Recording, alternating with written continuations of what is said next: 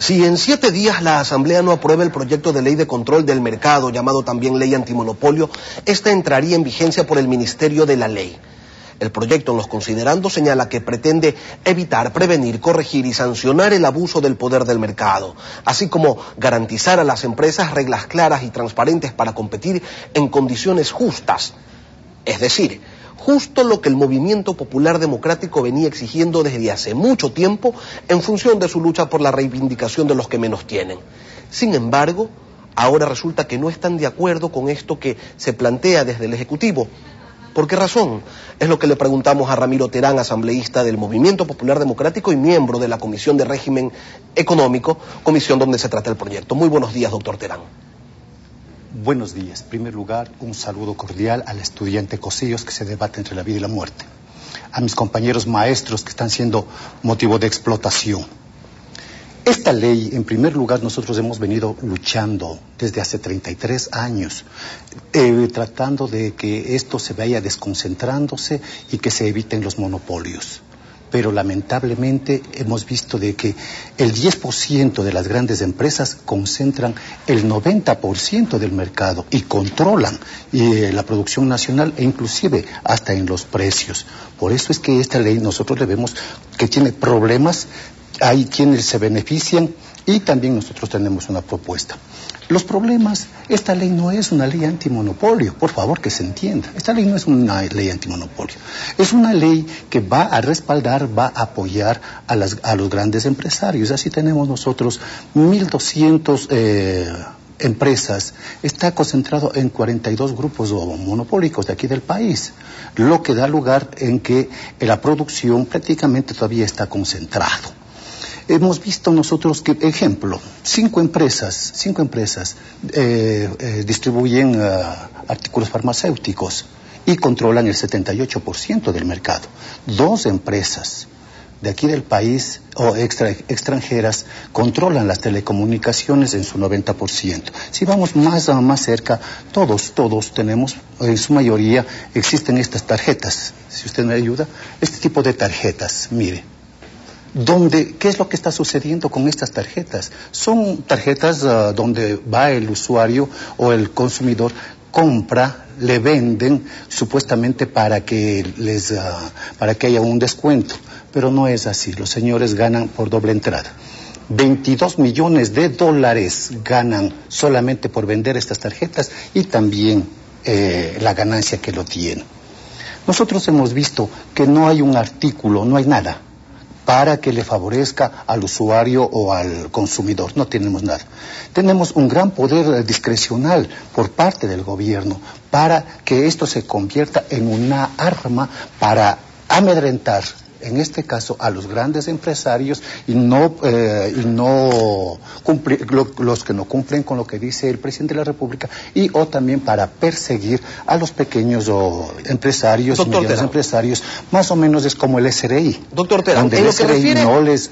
Doctor Terán, en lo que refiere a este punto que usted acaba de señalar, las instituciones encargadas de controlar y ejecutar esta ley serían la Superintendencia de Control del Poder del Mercado, encabezada, como todas las superintendencias, por alguien que saldrá de una terna propuesta por el presidente y escogida por el Consejo de Participación Ciudadana. Y la segunda institución es la Junta de Regulación, que deberá expedir normas de carácter obligatorio, pero cuya constitución y atribuciones serán determinadas por el Ejecutivo, por el presidente de la República, a través de un reglamento. ¿A esto se oponen ustedes como MPD al modelo que se ha impuesto en este gobierno para el control de todo? ¿Ustedes se oponen a la presencia del Ejecutivo en todas las instancias? Justamente eso estamos peleando nosotros, estamos reclamando que debe haber una independencia, especialmente de la Junta Reguladora, porque la Junta Reguladora es la que va a estar sometida, de acuerdo al reglamento, al Ejecutivo. Entonces, como todo se está manejándose de esta manera, ¿qué es lo que va a suceder? El Ejecutivo va a controlar desde su óptica a las empresas grandes y pequeñas y va a condicionarle como siempre hemos visto. Por eso es que nosotros hablamos de esto, que el gobierno ha estado 4 años, sigue caminando en el trajinar político, pero de forma tan irresponsable le manda esta ley tan importante con el carácter de económico urgente. Mire, y nosotros ya tenemos para ahora, tenemos otra ley también que ya viene. ¿Se da cuenta? Entonces, ¿qué es lo que sucede? En la capacidad de análisis, de participación de los usuarios, de los consumidores, de los pequeños y medianos artesanos, no existe. Un señor de Chimbo se dirigía por esta ley de los armeros de Chimbo y manifestaba de que han sido abandonados. Lo que da la medida es que con esta ley va a garantizar a las grandes empresas transnacionales para que los armeros internacionales pues puedan tener su camino allanado, porque ya están eliminados los artesanos. Doctor Terán, ¿por qué razón ustedes se oponen a la entrega de monopolios a cualquier entidad privada, que es uno de los considerandos que se encuentra en el articulado de este proyecto, y que lo reserva la entrega de monopolios únicamente a las empresas públicas?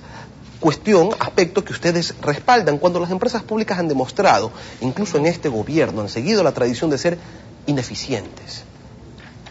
Simplemente lo que nosotros planteamos es que se dé cumplimiento con la Constitución, artículo 281, artículo 282, artículo 284, donde habla de la erradicación de los monopolios de aquí del Ecuador, donde habla de la división justa y participativa de los mercados, de la producción, de las tierras, del agua, con la finalidad de que los pequeños y medianos productores también entren a competencia, pero en iguales condiciones. Pero esta cuestión no se le fabrica solamente con lirismos ni con discursos hermosos, sino con presupuesto. Hablando de lo constitucional, doctor Terán, en su propuesta, en la que usted le presentó a Paco Velasco, presidente de la Comisión de lo Económico, no observamos nada en lo relacionado con los derechos ciudadanos y que son violentados por este proyecto. El numeral 4 del artículo 11 de la Constitución señala claramente que ninguna norma jurídica podrá restringir el contenido de los derechos ni de las garantías constitucionales. Y este proyecto pretende suspender las acciones de protección frente a las decisiones de la superintendencia. Entonces, ¿cómo coordinamos o cómo hacemos que concuerde lo uno con lo otro?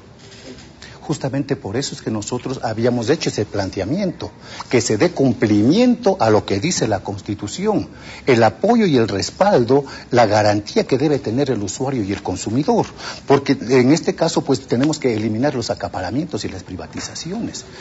Si bien es cierto, debo manifestar de que no es posible de que el 15% de la población del país, es decir, 2.100.000 pobladores, pues vivan con menos de $1 diario, mientras que otros disfruten a lo grande, por ejemplo, como el caso del Grupo Novoa, como el caso del Banco de Guayaquil y del propio gobierno mismo, que están acaparando, el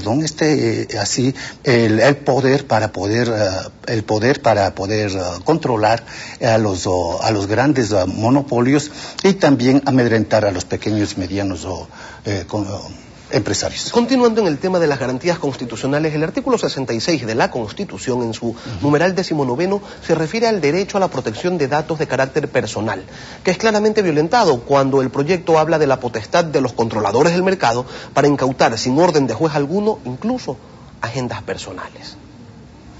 Una cosa es el control que debe ejercer a la producción y al beneficio que tienen, pero otra cosa es irrumpir en las partes mismas de la privacidad. No puede haber una intromisión, ejemplo, en mis apuntes, en mis documentos sumamente privados. Eso no puede darse, pero sí tiene que haber un control en todo lo que es mercado, producción, venta, control de precios a nivel nacional y a nivel internacional. Pero aquí vienen estas dicotomías, hablemos así, porque lo que el gobierno quiere es hasta introducirse en la parte privada para tener amordazado y amedrentado a un país que no se va a dejar. De lo que usted ha visto en la Asamblea, en la Comisión, ¿existe la intención de mejorar el proyecto o la mayoría apunta a mantenerlo tal como lo envió el presidente de la República?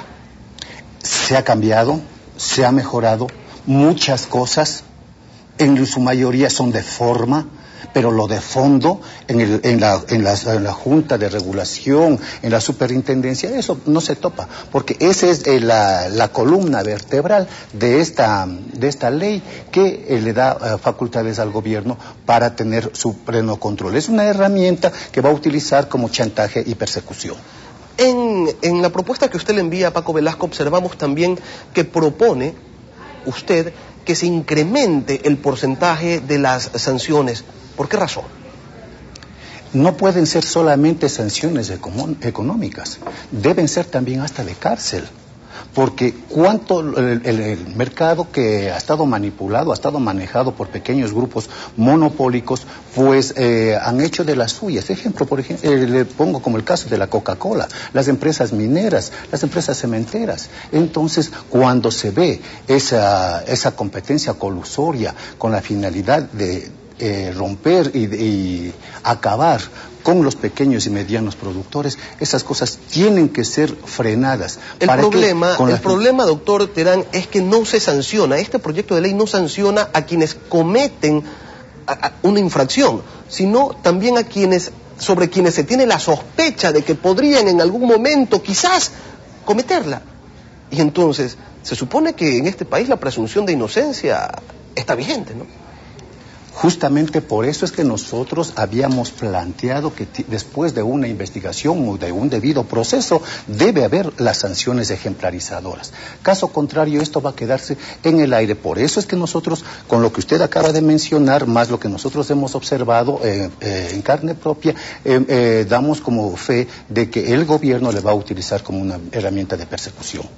Queremos agradecer la presencia del doctor Ramiro Terán, asambleísta del Movimiento Popular Democrático, miembro de la Comisión Legislativa de Régimen Económico, donde se analiza la ley de control del mercado, que algunos sectores llaman también ley antimonopolio.